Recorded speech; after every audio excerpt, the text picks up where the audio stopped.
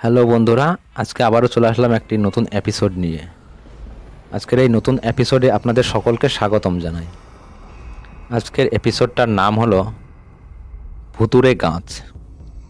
গল্প পাঠে আমি অঙ্কুশ, পোস্টার ডিজাইন করেছেন পলাশ ভট্টাচার্য এবং সাউন্ড এডিটিং করেছেন অরিন্দম ব্যানার্জি। যে সকল বন্ধুরা আমাদের এই ভয়ানক ভূতের গল্প শুনতে অনেক বেশি ভালোবাসেন, সেই সকল বন্ধুদের বলছি, যে সকল বন্ধুরা এখন আমার চ্যানেলটি সাবস্ক্রাইব করেননি তারা এখনই আমার চ্যানেলটি সাবস্ক্রাইব করে রাখুন। কারণ আমরা প্রতিনিয়ত ভয়ানক ভয়ানক ভূতের গল্প আপলোড করে থাকি, আর সেই ভয়ানক ভূতের গল্প সবার প্রথমে আপনার কাছে পৌঁছে যাবে। তো চলুন বেশি কথা না বাড়িয়ে গল্পটি মনোযোগ সহকারে শোনা যাক।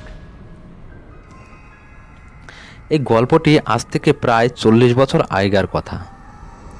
সে সময় বর্তমান দিনের মতো না ছিল এত গাড়ি, আর না ছিল হাতে মোবাইল। আত্মীয় স্বজনদের সাথে যা কথা হতো সব চিঠিতেই হতো, আর কয়েক ক্রোশ পথ মানুষ হেঁটেই চলে যেত। সেই বছর পশ্চিমবঙ্গের জলপাইগুড়ি জেলার হুতুমপুর গ্রামে একটি ভয়ানক ঘটনা ঘটে যায়। এই ঘটনার পর থেকে গ্রামের সব মানুষ খুবই চিন্তায় পড়ে যায়।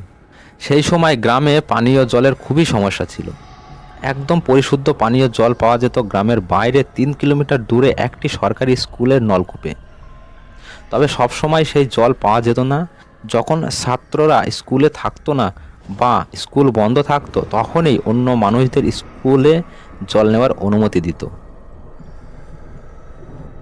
গ্রামের শেষ সীমানা এবং স্কুলের প্রায় মাঝ বরাবর একটি বিশাল আম গাছ ছিল।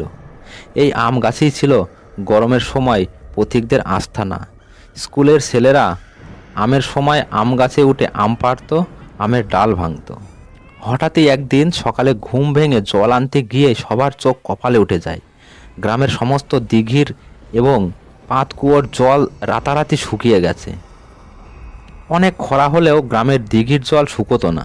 কিন্তু রাতারাতি এমন ভুতুড়ে এবং রহস্যজনক ঘটনায় সবাই ভয় পেয়ে গেছে। স্থানীয় প্রধানকে জানানো হলে তিনি জানান কয়েকদিনের মধ্যেই তিনি গ্রামে কয়েকটি চাপাকল বসিয়ে দেবেন। চাপাকল বসাতে বসাতে প্রায় 2 মাস চলে গেল। এতদিন গ্রামের মানুষ দিঘির আর পাতকুয়োর কর্দমাক্ত জল নুড়ি পাথর দিয়ে ফিল্টার করে খেতে থাকে।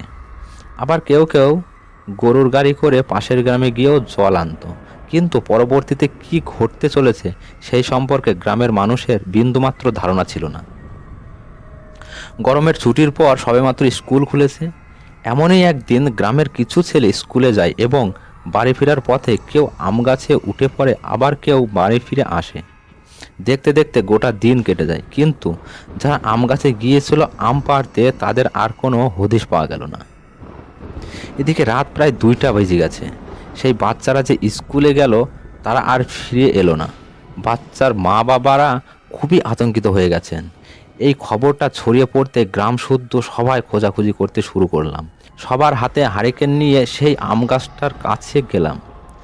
আম গাছটাকে দেখে কেমন যেন মনমরা রোগীর মতো মনে হচ্ছে। সবাই আম গাছটির আশেপাশে খোঁজাখুঁজি শুরু করে দিলাম। কিছু দূর এগোতেই কয়েকটি স্কুল ব্যাগ দেখা গেল, কিন্তু বাচ্চাদের পাওয়া গেল না। এমন সময় গ্রামের হাবুল পাগলা চেঁচিয়ে উঠল। সবাই দৌড়ে যেতেই সে আম গাছের ডালের উপর দেখতে বলল, সর্বনাশ! আম গাছের নিচের ডালে 3টি বাচ্চার রক্তাক্ত দেহ ঝুলছে। কেউ বলল খেলতে খেলতে হয়তো পড়ে গেছে আর এই ডালে এসে পড়ে গেছে। অত ওপর থেকে পড়ে যাওয়ার কারণে বাচ্চাদের আঘাতের ফলে মৃত্যু হয়েছে। এই বলে কেউ সেই গাছের কাছে গিয়ে গাছে উঠতে চেষ্টা করলো। তখন এই ভিড়ের মধ্যে থেকে হাবলু পাগলা চেঁচিয়ে বলল, খবরদার, এই গাছে ওঠা তো দূর, কেউ স্পর্শ করারও চেষ্টা করবেন না। এই গাছ একটা অভিশপ্ত গাছ। কিন্তু কেউই তার কথায় কোনো কান দিল না। পাগলের প্রলাপ বলে সবাই তাচ্ছিল্য করলো। কয়েকজন গাছের উপরে উঠে বাচ্চাদের দেহ নিয়ে আসলো, কিন্তু রহস্যময়ভাবে সেই লোকগুলি সেই রাতেই বেপাত্তা হয়ে যায়। অনেক খোঁজাখুঁজির পর সকালে আম গাছের নিচে তাদের রক্তাক্ত দেহ উদ্ধার হয়। এই ঘটনার পর সবাই আতঙ্কিত হয়ে যায়। এদিকে পরের দিন স্কুল থেকে বাড়ি ফেরার পথে কয়েকজন ছেলে সেই আম গাছটির পাশ দিয়ে আসছিল। হঠাৎ তাদের মনে হলো আম গাছটির উপর থেকে কোনো এক মহিলার আওয়াজ শোনা যাচ্ছে। সেই মহিলাটির কণ্ঠ বাচ্চাদের কাছে ডাকছে আর আম নিয়ে যেতে বলছে। কিন্তু বাচ্চারা তাদের বন্ধুদের মৃত্যুর ব্যাপারে এতটাই ভয় পেয়ে গিয়েছিল যে তারা দৌড়ে বাড়ির দিকে পালিয়ে যায়। বাড়িতে এসেই তাদের সাথে ঘটে যাওয়া বিভিন্ন ঘটনা তারা তাদের বাবা মাকে বলে দেয়। এরপর গ্রামবাসীরা একত্রিত হয় এবং একটি মিটিংয়ের আয়োজন করে। মিটিংয়ে বলা হয় যে যত সব ভুতুড়ে এবং ভয়ানক কাণ্ড সেই বিরাট আম গাছের জন্যই হচ্ছে। তারা সিদ্ধান্ত নেয় যে পরের দিনই আম গাছটিকে কেটে ফেলা হবে। কথা মতো পরের দিন সবাই সেই ভুতুড়ে বিরাট আম গাছটির নিচে একত্রিত হয়। অনেকক্ষণ চেষ্টার পর অবশেষে আমরা গাছটিকে কেটে ফেলি, কিন্তু গাছটি মাটিতে পড়ার সাথে সাথে একদম শুকনো গাছের মতো হয়ে গেল। গাছটি সব সবুজ পাতা নিমেষেই শুকিয়ে বাদামি হয়ে গেল। সেখানে কয়েকজন মহিলা উপস্থিত ছিলেন। এই ভুতুড়ে কাণ্ড দেখে কয়েকজন অজ্ঞান হয়ে গেলেন। গাছ শুকিয়ে যাওয়ার সাথে সাথেই কেউ কেউ বলল এর শিকড়ের উপরে ফেলা হোক। এরপর আবার সবাই লেগে পড়লাম, কিন্তু এ কি, শেকড় খোঁড়ার সাথে সাথে এমন সাদা সাদা কাপড়ের টুকরো উঠে আসছে কেন? আমরা ভয় পেয়ে যাই। আমরা ভয়ে সেখান থেকে উঠে যেতে থাকি। কিন্তু হাবলু পাগলা চেঁচিয়ে বলল, যদি বাঁচতে চাও মূলটিকেও উঠিয়ে দাও, না হলে রক্ষে হবে না। আমরা ভাবলাম এবার হাবলু পাগলার কথা মানা উচিত। সবাই আবার নেমে পড়লাম কাজে।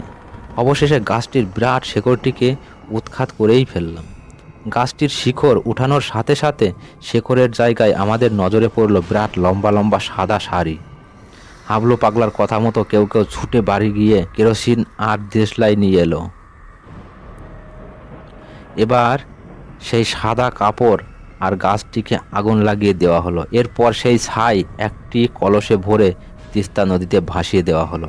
গাছটির শেকড়ের জায়গায় সেই সাদা শাড়ির মতো বস্ত্রগুলি আমাদের গ্রামের সব জল শুষে নিত, যার ফলে আমাদের জল সংকটে পড়তে হয়েছিল। কিন্তু হঠাৎ এইরকম ঘটনা গ্রামে কেন ঘটলো তার কিনারা কেউই করতে পারেনি।